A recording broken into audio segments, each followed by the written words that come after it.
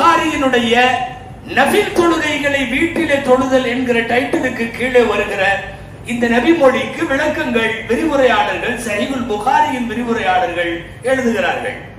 முதல் செய்தி என்ன தெரியுமா?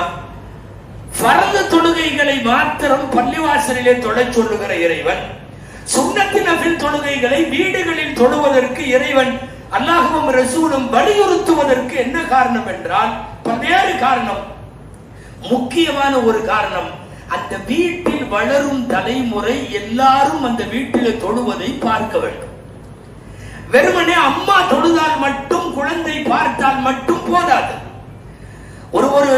ஒரு கூட்டு குடும்பத்தில் வளருகிற ஒரு குழந்தை அது பார்க்கிறது, அம்மா அங்கே தொழுகிறாள், இரவு சுன்னத்து வித்திரு போன்றவைகளை அதோ தந்தை வாப்பா அங்கே தொழுகிறார், அண்ணன் அங்கே தொழுகிறான், அக்கா அங்கே தொழுகிறாள்.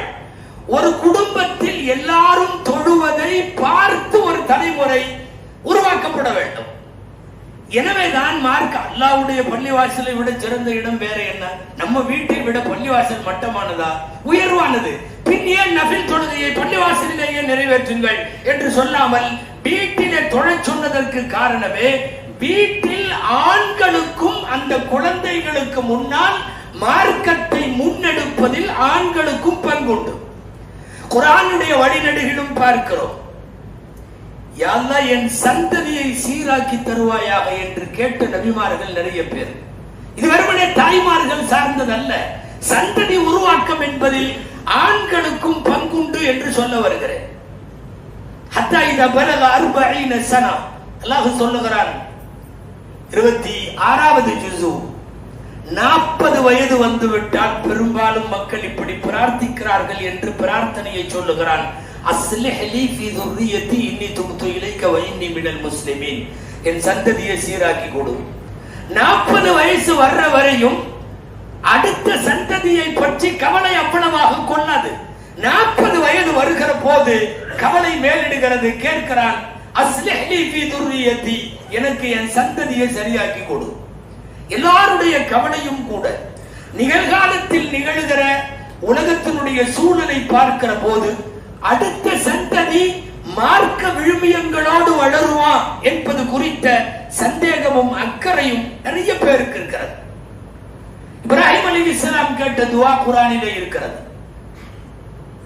ரப்பி ஜஅல்னி முகீமஸ் ஸலாத்தி வ மின் ذُرِّيَّتِي, என்னை தொழுகையாளியாக ஆக்குவதல்ல, என் குடும்பத்தை என் சந்ததியை தொழுகையாளியாக ஆக்கு.